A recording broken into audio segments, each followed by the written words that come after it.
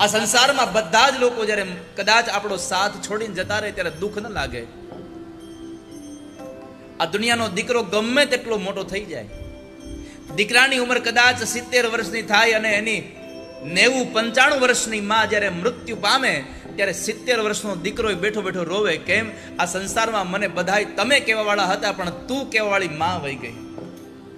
ભાવનગરના એ દિવાન પ્રભાશંકર પટણી માં મૃત્યુ પામ્યા અને રડતા હતા. ત્યારે કોઈ બુદ્ધિમાન માણસે પૂછ્યું કે દિવાન સાહેબ, તમે રોવો છો? તમે તો બધાને હિંમત આપવા વાળા છો, તમે રડો છો? ત્યારે પ્રભાશંકર પટણી એટલું કીધું કે ભાઈ, હું બધાને હિંમત આપી શક્યો, પણ આજ મારી માં મરી ગઈ તો મારાથી હિંમત ન રહી.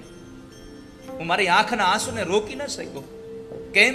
તો કહે છે કે આ દુનિયામાં બધું તો ઠીક છે, આખું ભાવનગર મને પ્રભાશંકર પ્રભાશંકર કઈ કઈને બોલાવશે, પણ રાત્રે મોડો જાઓ તો ગામની બજારમાં નીકળીને કોઈને પૂછે, તમે મારા પભલાને જોયો છે?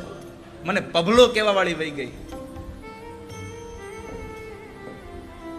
આ સંસારમાં આપણને તુકારો કરવા વાળી માં વહી જાય ત્યારે 70-80 વર્ષના દીકરાને કે કદાચ ગમે તે નગરના રાજાને પણ દુઃખ લાગી આવે કે મારી માં મરી ગઈ.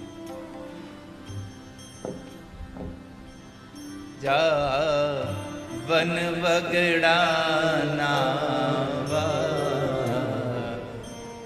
તું ક્યાં છે મારી માં? વન વગડાના તું ક્યાં છે માં?